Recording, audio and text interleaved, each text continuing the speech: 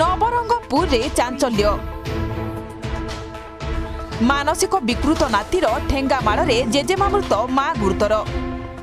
ଜିଲ୍ଲାର ପାପଡ଼ାହାଣ୍ଡି ବ୍ଲକ ଅନ୍ତର୍ଗତ ତୁମରଲା ପଞ୍ଚାୟତର ବାବାଜୀଗୁଡ଼ାଠାରେ ଘଟିଛି ଅଭାବନୀୟ ଘଟଣା। ଗତକାଲି ସନ୍ଧ୍ୟା 7ଟା ସମୟରେ 20 ବର୍ଷୀୟ ଅବଦାନ ହରିଜନ ଘରେ ରହି ପାଟିତୁଣ୍ଡ କରି ରହିଥିଲା।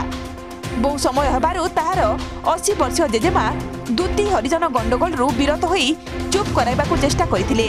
ତଥାପି ଅବଦାନ ଅମାନିଆ ହୋଇ କାହିଁକି ମୋତେ କହୁଛୁ କହି ପାଖରେ ପଡ଼ିଥିବା ଠେଙ୍ଗା ସାହାଯ୍ୟରେ ମୁଣ୍ଡ ଓ ମୁହଁରେ ଆଘାତ କରିଥିଲା। ଫଳରେ ବୟସାଧିକ କାରଣରୁ ସେଠାରେ ହିଁ ଦୁତି ପଡ଼ିଯାଇ ପ୍ରାଣବାୟୁ ଉଡ଼ିଯାଇଥିଲା।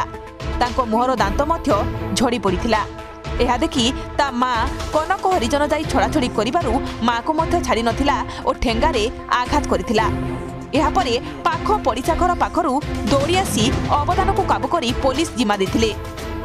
କନକଙ୍କ ଶୋଚନୀୟ ଅବସ୍ଥାରେ ନବରଙ୍ଗପୁର ଡାକ୍ତରଖାନାରେ କୋରାପୁଟ ବଡ଼ ଡାକ୍ତରଖାନାକୁ ସ୍ଥାନାନ୍ତରିତ କରାଯାଇଛି।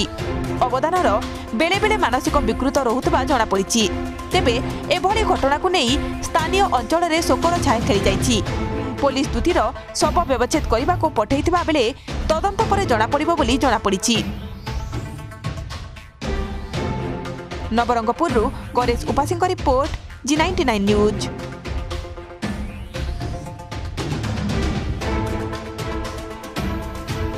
ସପକ୍ଷ ବିପକ୍ଷ ଊର୍ଦ୍ଧ୍ୱରେ G99 ନ୍ୟୁଜ୍।